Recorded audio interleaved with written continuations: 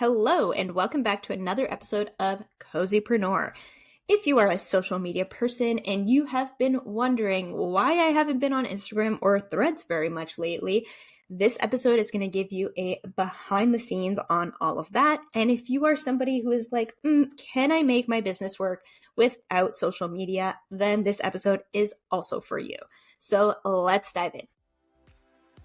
Welcome back to another episode of the Cozypreneur podcast. If this is your first time listening, Cozypreneur is all about helping you make money and work with the dreamiest of clients. So grab your beverage, get your cozy socks on, and let's dive in. Before I jump into, the history of social media and the values behind some of these companies, I want to give a few caveats. One, I was never a social media person before I started my business. I had the OG social media. I had a MySpace account, obviously. Top 8 was a big deal when I was in high school. I also, I had a Facebook, I have an Instagram, but I never really used them. I basically used them because a lot of my family is on Facebook. And so it was a way. And it still is, right? Because when I go to the Azores, Facebook Messenger is the best way for me to communicate with my family there since I can't call people when I'm there. So it's not like I'm completely boycotting these companies, but it's just about being more intentional about hey, these are my values and this is where I want to put my time and energy. And this is what's going to feel good about how I can promote my business. And since I was not a social media person before, everything that I did at the beginning of my business, not that it was new to me, right? But I was all of a sudden going from being a lurker to now hey, I have to post, I have to create videos, I'm creating posts all of the time. And as a super introverted person who gets very tired after people interaction, it's really draining for me. It is really, really draining, and it messes with my anxiety and I get stuck in the comparison trap. And I'm it's just a lot. It's a lot. I actually ended up booking a session with a consultant, and this was one of the conversations we had. I was I just really don't want to be on social media, but every time I bring it up to people, people are you can't get off of social media. You'll never have a successful business. Nobody has ever said that to me, but that's the vibe that I'm getting.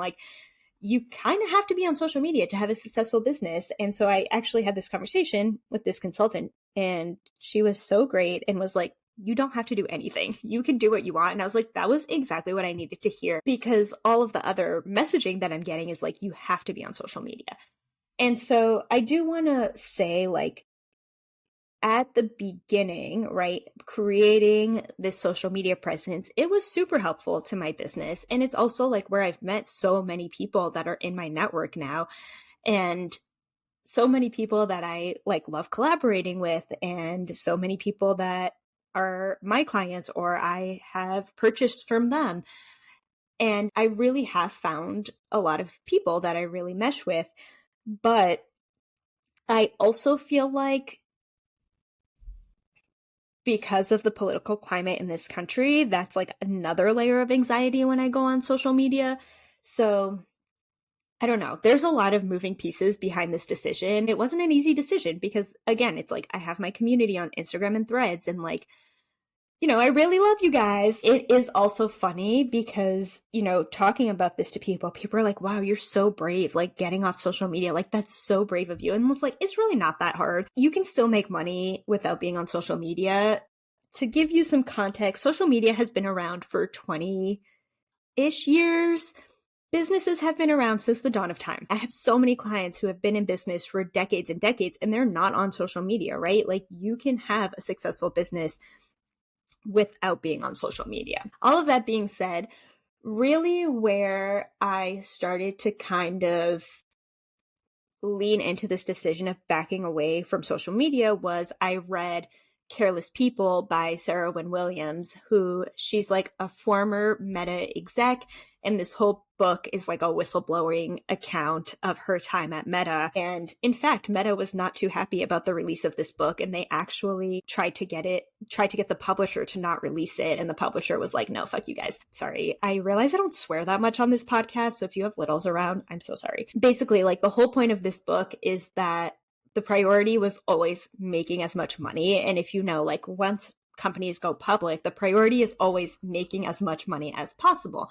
And so when your goal is to make as much money as possible, the things that start to fall apart are like the safety and ethics of it, right? Because you're making money at any means possible and you don't really care about like all of these little issues. If you watch the Mark Zuckerberg interviews in front of Congress, you see this where he's like, I didn't really consider any of this stuff. Like I wasn't really thinking about any of this. And so it was really interesting to learn about the effect that Meta has had in different countries. One of the ones that she talks about extensively in the book is Myanmar and how they actually like really didn't have internet, and Facebook brought the internet to them, but like through Facebook. And so it was kind of like this thing where it wasn't like they had the internet, they just had Facebook. That was their internet. What ended up happening was you had all of this like political violence that was being fueled by Meta, right? Not being fueled by the organization, but because of the way that the algorithms work,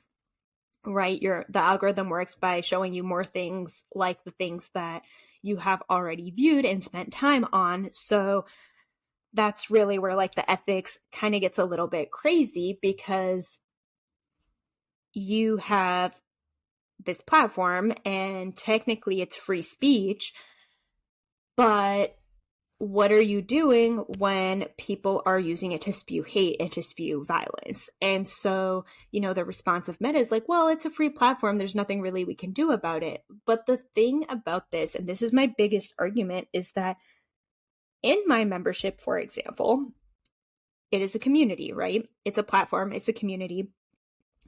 But if somebody was spewing hate messages, I would have to remove that member, right? Because there are community guidelines. We treat each other with respect. And there's a certain way that you communicate within this platform. And those are the expectations. So when you are saying, like, as a CEO of a billions of dollar company that is international all over the world, and you're saying things like, well, these platforms are, for free speech, and there's only so much, we can't really like control like what people are saying. And, we're not trying to ban people for like spewing hate speech. And it's really hard to determine like what's hate speech and what's not. That's really where you get these like rise of the like alt-right movements. And so it's super interesting. Read the book if you are interested in it. There's a lot in there. I can't talk about the whole thing on this podcast. But the other thing that stood out to me in reading that book was about Facebook changing their algorithm so that it was in compliance with China. So basically, like the Chinese government is monitoring users' data. And one of the issues is that like if you are a US citizen and you are flying to China and you're using Facebook, the Chinese government has your data now. And so there's a lot of things that weren't really thought through when it comes to like international policy, like the way that community guidelines are made. And right, we saw the same thing in the US, right? A lot of things being pushed out that are not factually accurate.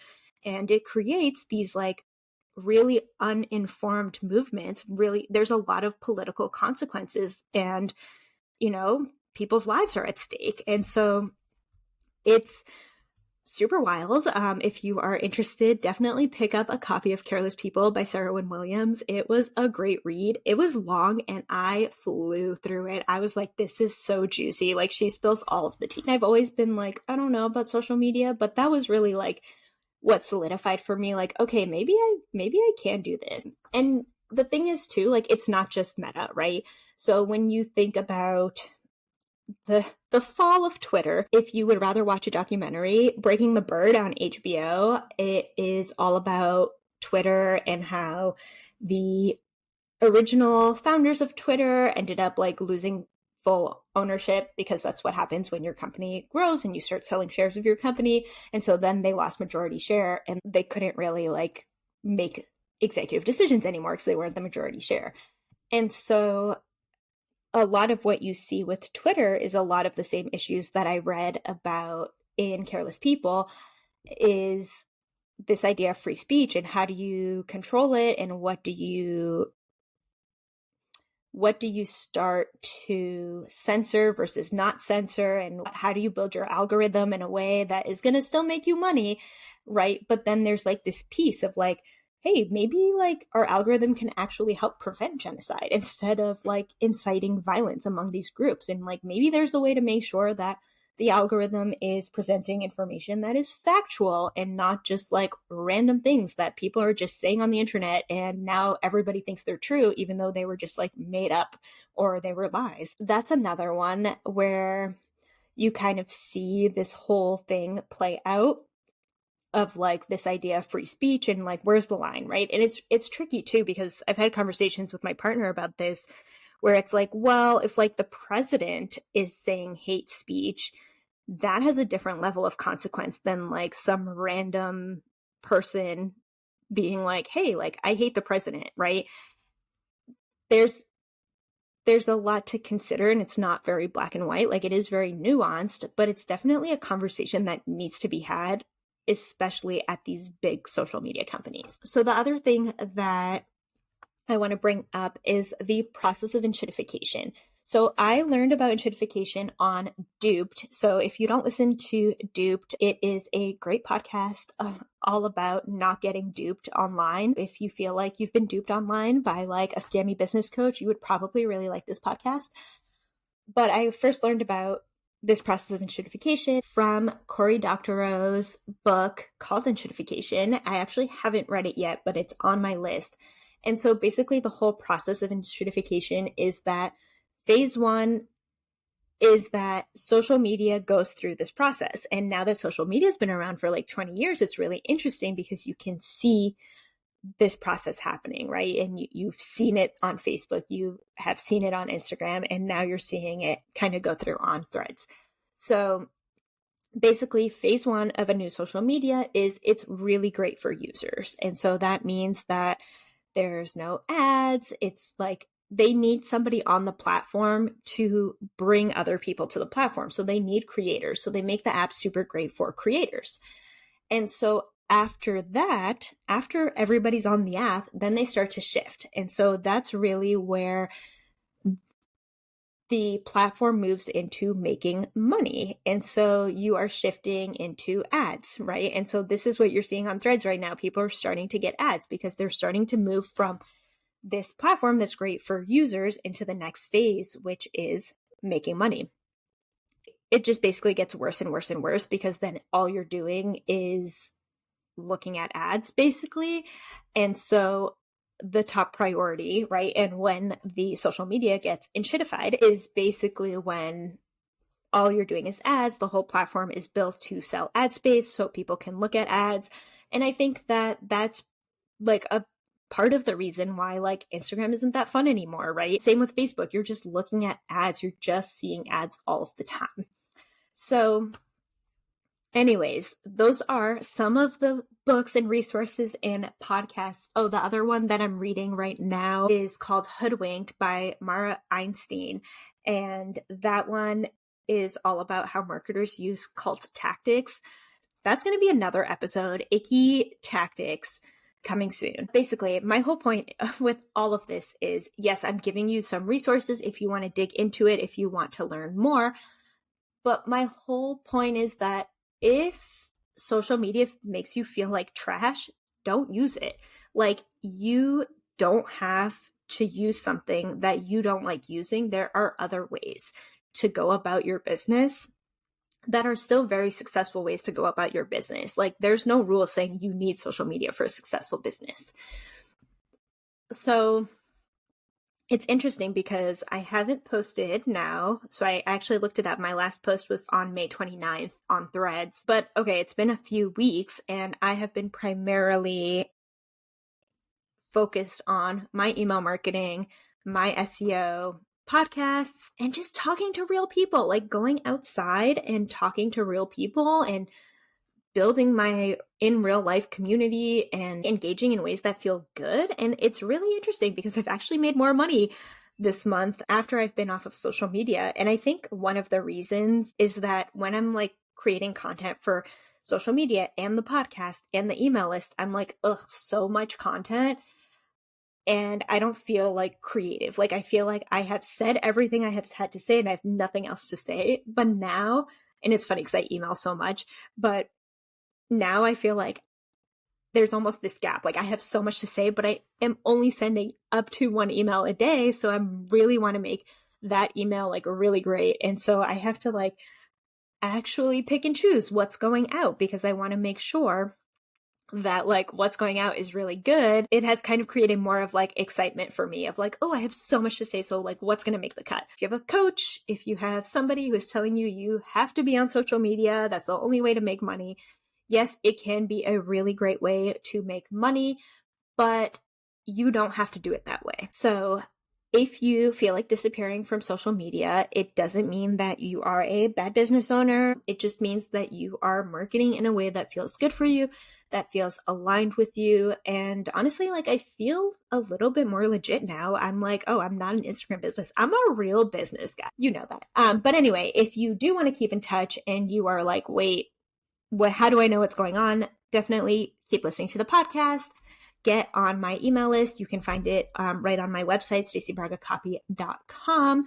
And feel free to check out any of those resources. If you listen to any of them or read any of them, I've been in an audiobook phase. But if you do and you have takeaways, email me, shoot me a message. I do still check my DMs on Instagram. So if you message me there, that's okay. But yeah, I would love to hear your thoughts on this because I feel like it's such a sensitive topic.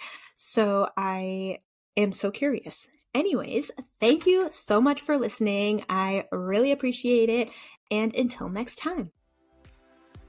That's a wrap on today's episode. If you enjoyed this episode, make sure to rate and leave a review on your preferred listening platform. If you haven't, make sure you subscribe for weekly episodes about how to make money and work with the dreamiest of clients without having to get dressed in the morning. Make sure to check out the show notes down below, and I'll see you in the next episode.